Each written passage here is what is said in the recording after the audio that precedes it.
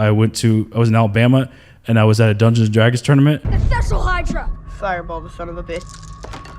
14! It crumbles to the ground! And there was a second room in the auditorium. Yep. There's like a big community center, an auditorium, and then I went to the second auditorium. There's like food out there.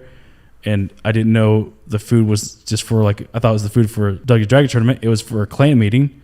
And they had like fried chicken and egg rolls in there. Oh. And I was like, and when people, like the clan members walking in, I thought they were wizards for like the Dungeons and Dragons tournament. Hilarious. People were dressed up for the tournament. Right. And then a dude walked up on stage and like in front of all these people, and he's like, "The White Power Kingdom will rise again from the ashes." And you're in the middle of biting on an egg roll, and you're like, "What?" And like in the joke, I'm like, "Yo, I'm gonna get like 2 more egg rolls, and I'm gonna leave," because there were some really good egg rolls. Yeah. But really, what happened when it happened, I was like, "Oh, I need to get out of here because no one's gonna believe that I came in here on accident." Because I was like chatting with people, like having a good time, and I was I like your outfit. I was like, "That's a really cool robe. What's what kind of wizard are you?" Why you got 9 stripes on your shoulder? And I was like, "Are you a necromancer?" Or That's so funny that they had a clan meeting and a Dungeons and Dragons meeting in the same building. it was a community center, so they didn't know they were building it. Well, that's what's hot in that community. I wonder what the crossover was. Man, I was 18. I have no idea. Like how many people went to both, back and forth? I don't know. I was so freaked out. I was just imagining, this is probably not a safe environment for me to be in. I was so freaked out by that. And then years later, like I'm like 30 now. I'm like, hey. In retrospect, it was kind of funny, as like for me to accidentally go to a clan meeting. Like I shouldn't be in here. Like what can I make it to be funny? Because like in my head, I was also like years later, I was like, that's just some really good fucking egg rolls. Bragg barbecue tastes so good, make you want to slap your mama. Don't it, Willie? Yeah, boy. Hey, mama. What the hell you want with? They were really good egg rolls. That's such a good punchline too. It's like, what would you do for the best egg roll in the world? I'd go to a clan meeting. I don't know who to ask what the recipe was, but I think it'd just be offensive. Like, Oh my God! If you interrupt him, he starts his speech, and you're like, "Excuse me, where did y'all get these egg rolls from?" yeah, who made these egg rolls? Cause just mwah.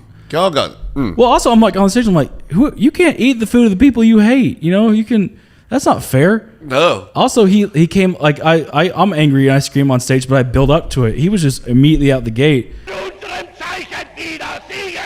Yeah. Like, why didn't he, like, what's he going to say after that? Like, he's got to come down. Like, the next thing he's got to say is, like, also don't like Taco Tuesday. Like, you can't come out with that much anger and aggression. Right. And then stay that way for an entire speech. Yeah, you got to build up to something. Build up, yeah. That's right. Man, that'd be funny to interrupt him, though. I'm not sitting here trying to give you notes on your jokes, but I'm sitting here trying to give you notes on your jokes. No, I like it. I like it when people tell me how I can make my stuff better. Well, didn't they essentially... Someone would raise their hand, like, "Who made these egg rolls?" And like someone would raise their hand, but they got a hood on. It's still not like, "Well, Larry, is that you?" Right? Or did they? I've always wondered like how they tell each other apart, like at a meeting or like like they don't have name tags, obviously, but they're all wearing the exact same thing. Do they just say, "Hey, Bert, are you out here?" Right. Like, it's really loud out here. I can't hear anything. Who goes there? Henry Himmler. What Clavin claimed you? California Clavin, Cucamonga. California? Yeah, I was just passing through town and looking for something to do this evening. There was nothing going on at the Rotary Club. I heard about this.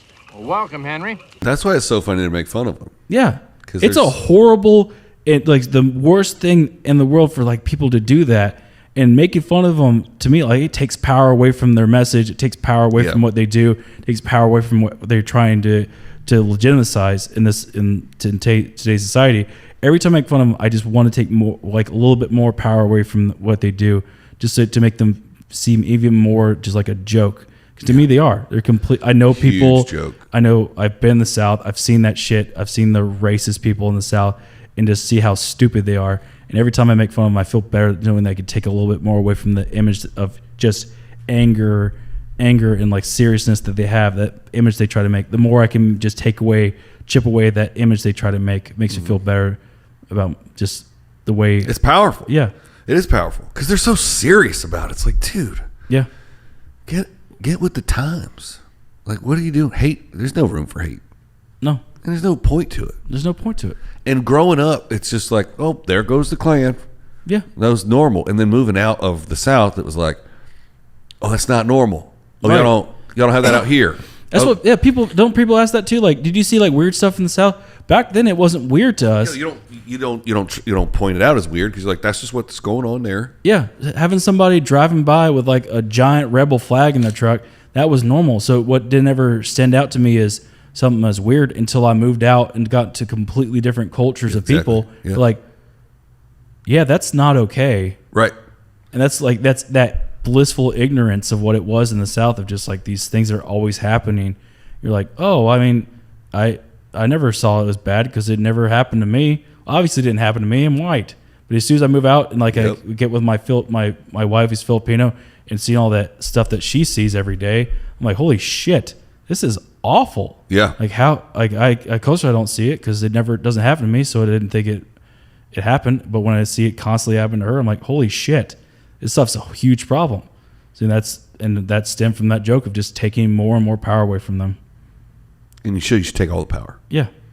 All the white power. Yeah, I knew you were gonna. I knew it as soon as you said. I knew you were gonna take it towards that. Yeah. Well, there's something there. There's something. There's something there. I would love to see your. Yeah. I can't wait to see your 15 minutes. I'll tape it Are you and send just it to you. You're just spitballing. I go, my friend Anthony's trying to take away all the power from the white folks.